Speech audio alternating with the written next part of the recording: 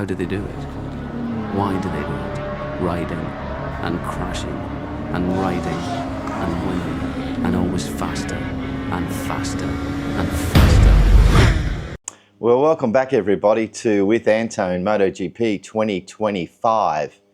Well, we've just had the round 6, the French Grand Prix, and it was flipping crazy. It was all sorts of stuff going on, being a wet race. And of course, we had to also include that DORNA had their new start regulations in place, which I think it's safe to say caused a fair bit of confusion. In fact, I guess I'm not getting surprised anymore, but when I stop and look at the Ducati team on the television, there's panic in the box again. All sorts of craziness, and I guess they're coming off a fairly interesting weekend. We had Marcmarquez in the sprint dominate on the Saturday. Bagnaia, alas, missed to go free, chucking it into the gravel. So what we saw was complete confusion. Riders coming in and changing bikes and obviously incurring the new penalty, which is a double ride-through penalty, which made for a very exciting race, if not confusing race. And what did we see? Well, we saw Honda and we saw Zarco come from what would have been, I think, 17th position after he was pushed wide at the start when a number of riders crashed into each other. Bagnaia went down, and I think he came through from 17th to win the race. And, you know, that is the first win for Honda HRC since 2023.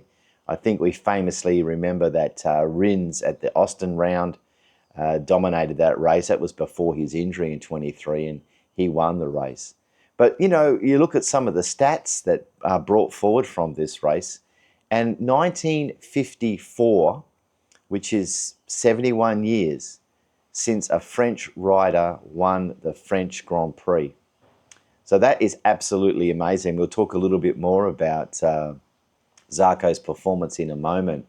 But just looking at how the race went, of course, confusion. The original race was red flagged. Too many riders coming in to change from what was wet to dry. A number of riders did not change. Zarco was one of those, Jack Miller and a handful of others. And at the finish line, what did we have? Well, we had Honda HRC stopping Ducati's run of consecutive wins, meaning they now share the record with HRC at 22. We saw 2 Hondas in the top 6 positions, which is a fantastic result for that. And we also saw 2 Aprilias running in the top 10, which is an amazing result for Aprilia. So again, what an interesting race to watch. I don't know what you thought. Excuse me, maybe drop that down in the comments below. So Johann Zarco, what a ride. Like I just said, he came through from, you know, basically the back of the field to win the race. And interesting enough, Mother's Day yesterday, and it's apparently the first race that he invited his mother along to. Well, you can imagine the scenes in the pit as he was getting close to winning. He had, I think, 16-second lead over Marcmarquez in second, and Aldeguer from a great ride in third, backing up his third position from the sprint on Saturday. But to see his father and his mother in the pits celebrating his win, it was a beautiful thing. And I think it's a time to reflect back on the efforts that parents make for these riders to go racing from a young age. It's not easy. It's not easy to go racing. I started racing when I was 10 years old, and I know the commitment that it takes from parents. So it was a beautiful thing to be able to see his parents and his mother celebrate with him, his team, LCR, Honda. Amazing to see the success in the box, and so nice to see Zarco win that race. And of course, the crowd were treated to Zarco's traditional backflip. I think when we remember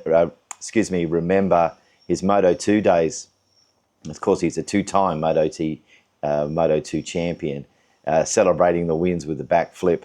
We famously saw the backflip at Phillip Island when he won his first ever MotoGP for the Pramac Ducati last year. So let's talk about the race a little bit more, and let's talk about some of the winners. I think we've covered on those. I think it's clear that Zarco, Marcmarquez, probably the biggest winner of the day. Sure, he didn't win on the Sunday, but what he did do was establish his championship. His main rivals did not do well. Unfortunately, young Alex crashed out. And of course, Bagnaia crashed out, but he got back on, but he didn't finish. I think the other big winner is Honda, HRC, to see their bike back on the top of the box. What a fantastic effort. Also Aprilia, 2 Aprilias in the top 10. I'd call that a win for them given their season. Excuse me. You know my thoughts on Aprilia. And I think KTM also are winners, having the 2 bikes in the top 10. Acosta managed to stay on the bike for 4th position, and of course Batman, Vinales as well. And I think the biggest winner though of the whole weekend was the crowd. There was a huge crowd there, over 100,000, and to see their own French rider win, that is a huge win. Unfortunately, there's always losers when we look at winners. The biggest loser, it's Mr. Go Free, Bagnaia, crashed in the sprint, crashed in the GP. The other loser is Quartararo. He was, could have done so well. He ended up in the gravel arguing with the officials. I think he might have trouble there. I think he might actually have a fine coming his way. Also, I'm surprised with Quartararo. He was doing well. He put it on pole position.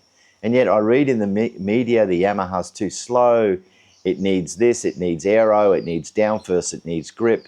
I'm paying that guy 12 million if I'm Yamaha, and he's my ambassador. I don't think that's a great look. And Yamaha also on my losers list with the poor performance of Miller, who started on the wet tyres, and of course Oliveira, who was there right until the end. And my final loser for the French GP round 6, MotoGP 2025, I think is Dorna. Yet again, Dorna. The TV audience, we were left not knowing what was going on. They didn't understand, and it was impossible to follow. Dorna should have had better graphics, told us when a rider had done 1 ride-through. Yeah, they had that graphic, but not for 2 ride-throughs. So how can that actually help us understand what's going on? So they're the winners and losers. What do you think? What do you think of Zarco's win in HRC?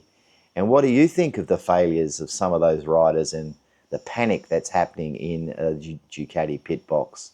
And of course, my favourite always, what's happening with Dorna and the coverage? So one big thing, HRC stops Ducati breaking their record, which is kind of funny seeing that they hold the record. Okay, well look, thanks very much. Please drop your comments in below. If you found this video interesting, then please give it a thumbs up, or of course subscribe to my channel. And we look forward to talking again soon for the upcoming UK Silverstone round on the 23rd of May. Okay, bye for now.